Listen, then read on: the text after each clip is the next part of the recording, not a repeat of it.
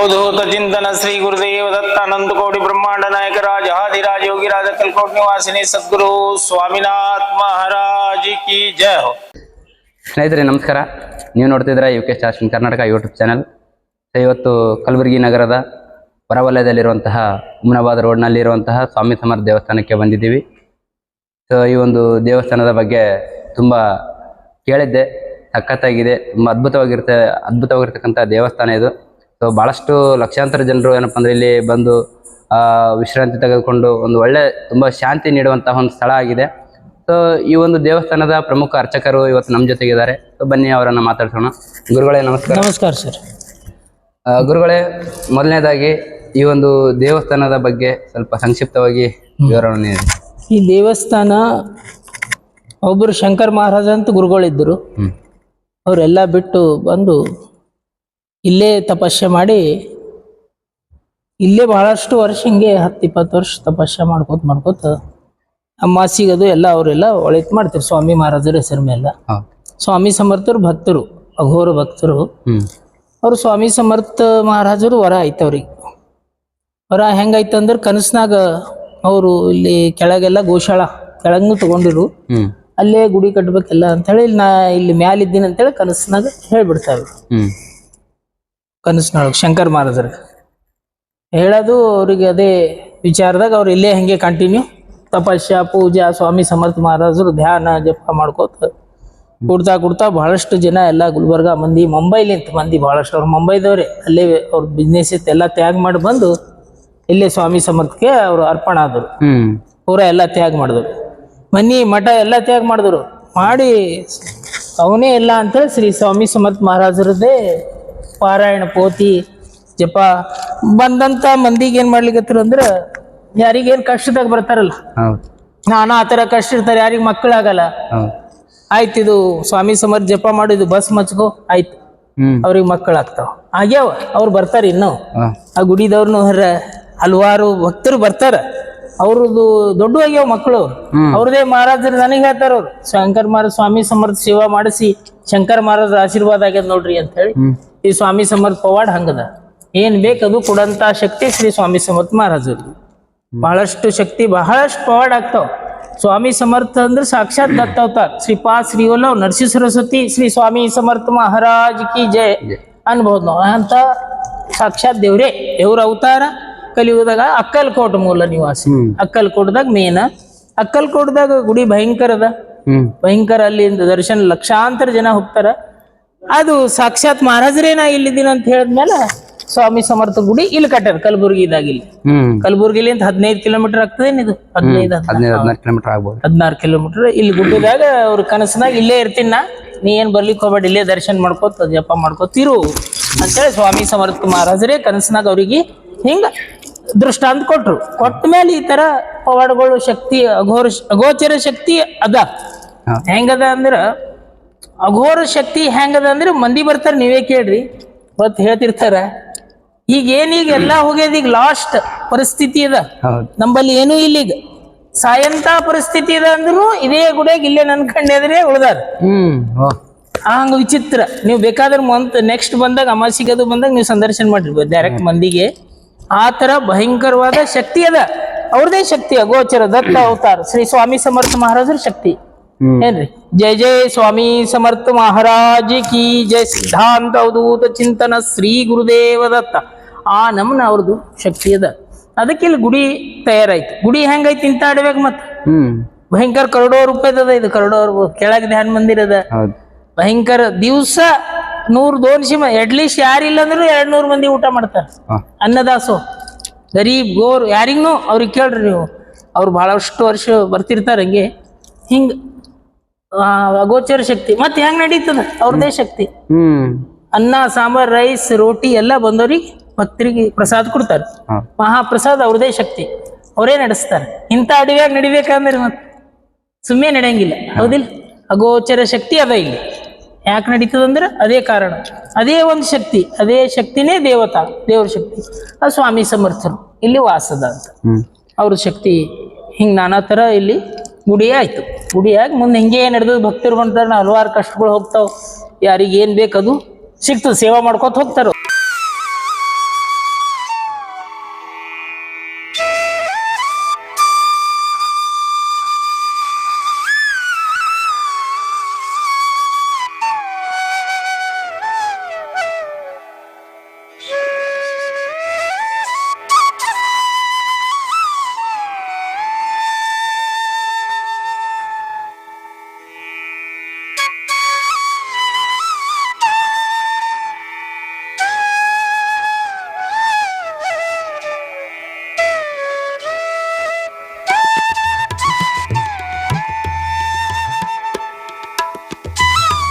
ಎಷ್ಟು ವರ್ಷ ಆಯ್ತ್ರಿ ಗುರುಗಳ ಈಗ ಇದು ಆಲ್ಮೋಸ್ಟ್ ಅಲ್ಲಿ ನಾ ಬಂದೇ ಒಂದು 11 ವರ್ಷ ಐತ್ರಿ. 12ನೇ ವರ್ಷ ಚಾಲು ಅದ.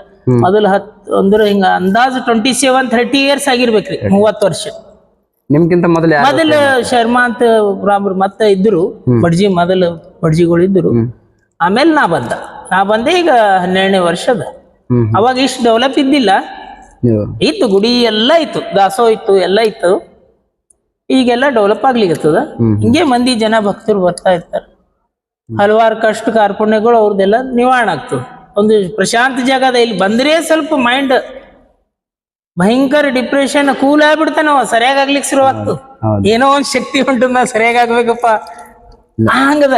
ನೀವು ಸ್ವಲ್ಪ ಹೊರಗ್ನು ಓಡಾಡಿ ನೋಡ್ರಿ, ಇಲ್ಲಿ ಭಯಂಕರ ಶಕ್ತಿ ಅದ. ಇಲ್ಲಿ ಮತ್ತೆ ವಟವೃಕ್ಷ, ಅಶ್ವತ್ಥನಾರಾಯಣ, ಔದುಂಬರ ಗಿಡಗಳು ಏನ್ರ 200 ಅವ ಸುತ್ತ. ಎಲ್ಲ ದೇವತಾ ವೃಕ್ಷಗಳೇ ಅವ ಫುಲ್. ಇವು ಫುಲ್ ದೇವತಾ ಅವ ಏನ್ರಿ. ಇಲ್ಲಿ ಗಿಡ ಮೂಲಿಕೆಗಳು ಎಲ್ಲ ಅವರಿ. ಒಂದು ಬೇವಿನ ಗಿಡ ಅದ, ಅದೂ ಶಕ್ತಿ ಅಲ್ಲಿ ಮಹಾರಾಜರು ಸ್ಪರ್ಶ ಆಗಿ ಹೋಗಿದಂತ. ಅದು ಬೇವಿನ ಗಿಡ ಸಿಂಹ ಅದ ರೀ, ಆ ಸೈಡ್ ಅದ ಹೊಲ್ದಾಗ. ಹಾ, ಅದು ಒಂದು ವಿಸ್ಮಯಕಾರಿ ಶಕ್ತಿ. ಅಲ್ಲೂ ಯಾರು ಸೇವಾ ಮಾಡ್ತಾರ, ಅಲ್ಲೂ ಮಹಾರಾಜರ ದರ್ಶನ ಮಾಡಿ, ಅಲ್ಲೂ ನಮಸ್ಕಾರ ಮಾಡಿ ಬಂದ್ರೆ ಆಯ್ತು. ಹಲವಾರು ತೊಂದರೆಗಳು ಹೋಗ್ಬಿಡ್ತಾವ. ಮಹಾರಾಜರು ಇಲ್ಲಿಗೆ ಹೆಂಗ್ ಬಂದ್ರಿ?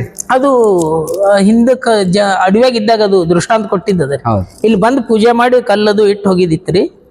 ಅವ್ರ ಸ್ವಾಮಿ ಸಮರ್ಥರೇ ನಾನೇ ಇಲ್ಲೇ ಇದ್ದೀನಿ ಅಂತ ಹೇಳಿ ದೃಷ್ಟಾಂತ ಕೊಟ್ಟಲ್ಲ. ಅಕ್ಕಲ್ಕೋಟೆಗೆ ಇಲ್ಲಿಗೆ ಏನ್ ವ್ಯತ್ಯಾಸ ಸರ್? ಅಲ್ಲಿ ಸಾಕ್ಷಾತ್ ಸ್ವಾಮಿ ಸಮರ್ಥ ಇದ್ದ ಊರು, ಹೌದಾ. ಇಲ್ಲಿ ಪ್ರತ್ಯಕ್ಷ ಅವ್ರು ಇಲ್ಲಿ ಬಂದ್ ಹೋದಂತ ಸ್ಥಳ ಇದು ಅಂತ ಹಿಂಗೆ ಹೇಳ್ತಾರ. ಸಾಧು ಸಂತರು ಎಲ್ಲ ಭಯಂಕರ ಬರ್ತಾರ ಇಲ್ಲಿ.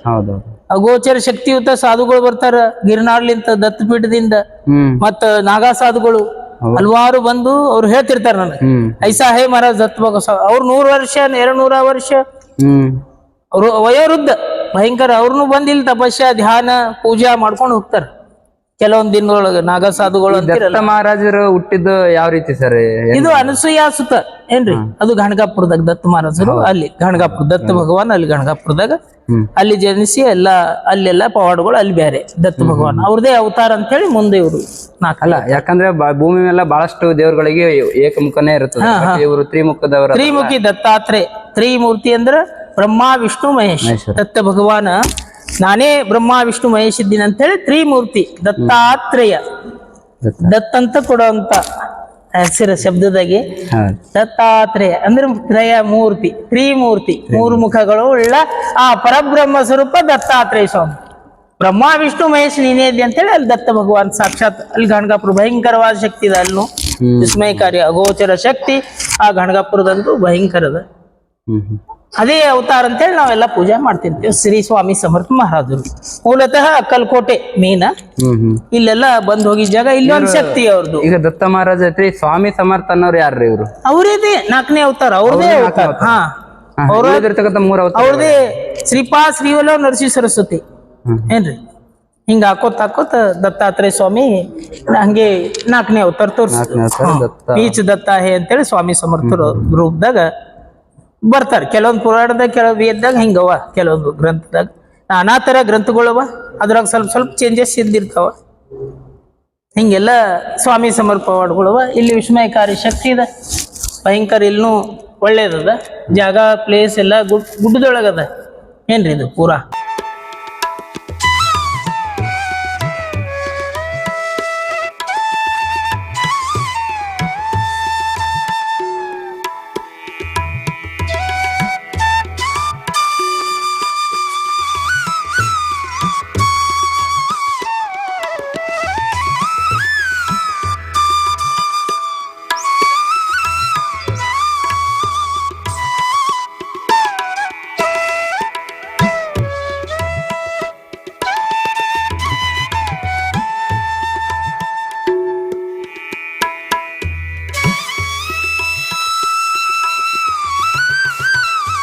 ಸರ್, ಈ ಗುರುದೇವನ ಪವಾಡಗಳು ಏನೇನು ಸರ್? ಇವರು ನೀವು ಅಂದಂತ ಭಕ್ತರಿಗೆ ಅಶಕ್ಯ ಹಿ ಶಕ್ಯ ಕರ್ತಿಲ್ಲ ಸ್ವಾಮಿ ಏನ್ರಿ.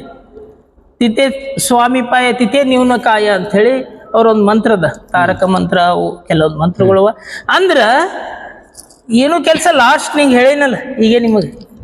ಈಗ ಲಾಸ್ಟ್ ಮನುಷ್ಯ ಬರ್ತಾನ, ಏನೂ ಆಗಲ್ಲ. ಎಲ್ಲಿ ಹಾದಿ ಅಷ್ಟು ಬಂದಾದ್ರು ಅಂದ್ರೆ ಸ್ವಾಮಿ ಸಮರ್ಥದ ಮೇಲೆ ಉತ್ತರ ಸಿಗ್ತದೆ, ನಿನಗೆ ಒಳ್ಳೇದಾಗ್ತದೆ. ಸತ್ಯವಾಗಿ ನಾನು ನೋಡಿದಂತ ಘಟನೆ ಹಂಗದ. ಯಾಕಂದ್ರೆ ವಿಚಿತ್ರ ಸೇವಾ ಮಾಡ್ಬೇಕು, ಮಹಾರಾಜರ ನಾಮಸ್ಮರಣೆ ಮಾಡ್ಬೇಕು, ಶ್ರೀ ಸ್ವಾಮಿ ಸಮರ್ಥ, ಶ್ರೀ ಸ್ವಾಮಿ ಸಮರ್ಥ, ಶ್ರೀ ಸ್ವಾಮಿ ಸಮರ್ಥ ಕಂಟಿನ್ಯೂ ನಾಮಸ್ಮರಣೆ ಮಾಡ್ಬೇಕು. ಒಂದ್ ಟೆಂಗ್ ಏರಿಸ್ಬೇಕು ಏನ್ರಿ, ಒಂದೇ ಟೆಂಗ್, ಒಂದು 10 ರೂಪಾಯಿ 20 ರೂಪಾಯಿ. ಹೇ ಪರಮಾತ್ಮ, ಹೇ ಸ್ವಾಮಿ ಸಮರ್ಥ, ನೀನೇ ಇದೆಯಲ್ಲ ತಂದೆ ಅಂತಂದು ನಾವು ಬೇಡ್ಕೊಂಡು ಸೇವಾ ಮಾಡ್ಕೋತಿದ್ರೆ ನಮ್ಗೆ ಘೋರ ಸಂಕಟ ಅಗೋಚರ ಶಕ್ತಿ ಅವ್ರದ್ದು ಪ್ರಸನ್ನ ಆಗ್ಬಿಡ್ತಾರ. ಅವ್ರು ನಿಮ್ದು ಘೋರ ಸಂಕಟದಿಂದ ಪಾರ್ ಮಾಡ್ತಾರೆ. ಪಟ್ನೆ ಸಮುದ್ರದಾಗಿಂದ ಎತ್ತಿ ಕೈ ಹಿಡಿದು ಎತ್ತಿ ಬಿಡ್ತಾರ. ಅವ್ರು ಸೇವಾ ಮಾಡ್ಬೇಕು, ನಾಮಸ್ಮರಣೆ ಮಾಡ್ಬೇಕು, ಜಪ ಮಾಡ್ಬೇಕು. ಅವ್ರದ್ದು ಸ್ವಾಮಿ ಸಮರ್ಥ, ಸ್ವಾಮಿ ಸಮರ್ಥ, ಶ್ರೀ ಸ್ವಾಮಿ ಸಮರ್ಥ. ಯಾವುದೇ ಕಷ್ಟಗಳಿರ್ಲಕ್ ಸರ್, ಅದು ಬೇಕಾದಿರ್ಲಿ, ಆಗಿಲ್ಲ ಅಂದ್ರೆ ನನ್ನ ಮೇಲೆ ಬರ್ಲಿ ಶ್ರೀ ಸ್ವಾಮಿ ಸಮರ್ಥ ಫೋಟೋ ಏನೂ ಇಲ್ಲಪ್ಪ, ಬರೋದೇ ಆಗಿಲ್ಲ.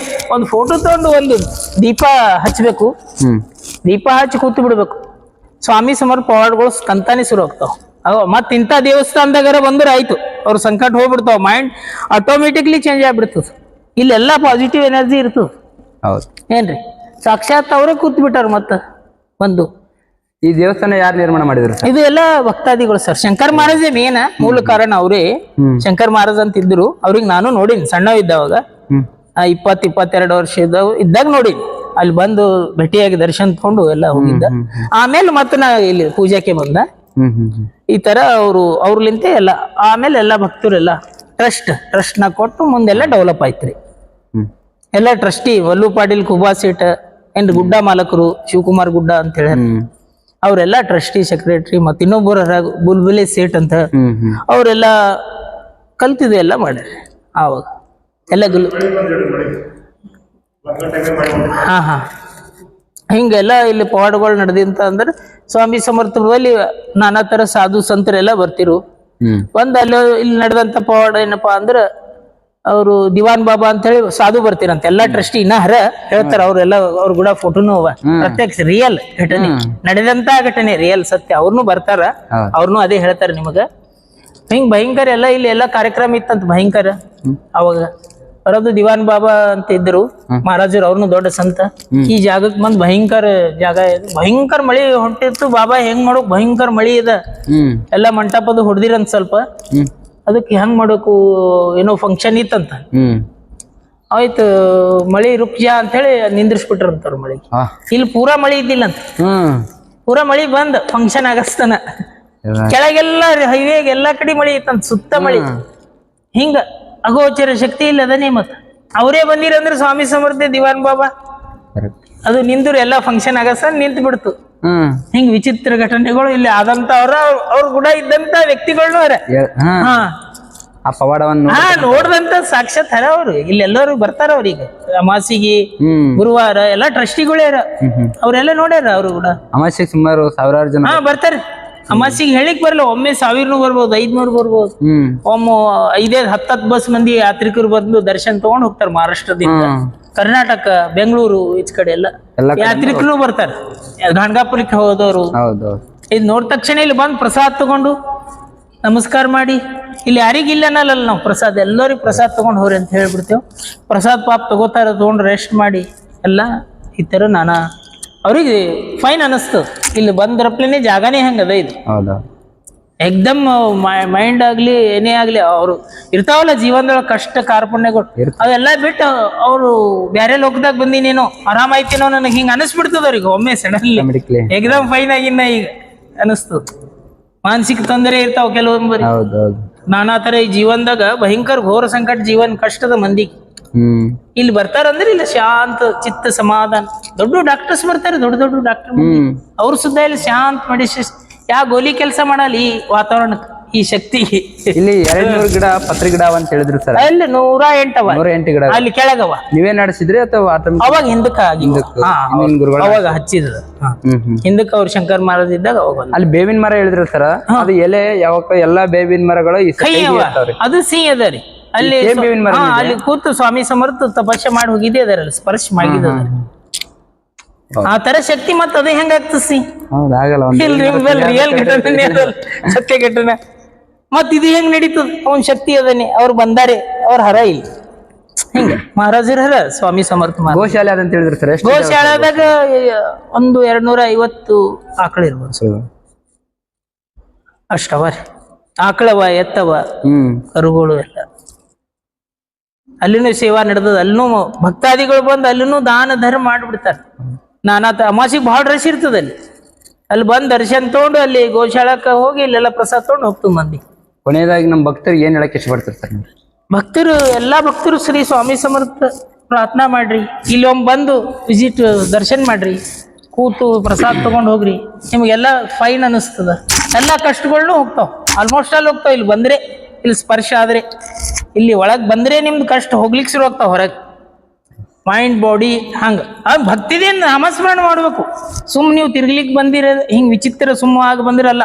ಭಕ್ತಿದಿಂದ ಭಾವನಾ, ನಿಮ್ಮ ಯಥಾಭಾವ್ ತಥಾ ದೇವ್ ಏನ್ರಿ ಭಾವನಾ. ಇಲ್ಲೇನ ಅವ ಬರ್ತಾನೆ, ಬಂದ್ ಪಟ್ನೆ ನಿಮ್ದೆಲ್ಲ ಪ್ರಾಬ್ಲಮ್ ಸಾಲ್ವ್. ಅವ ಇಲ್ಲೇ ಕೂತಾನೆ.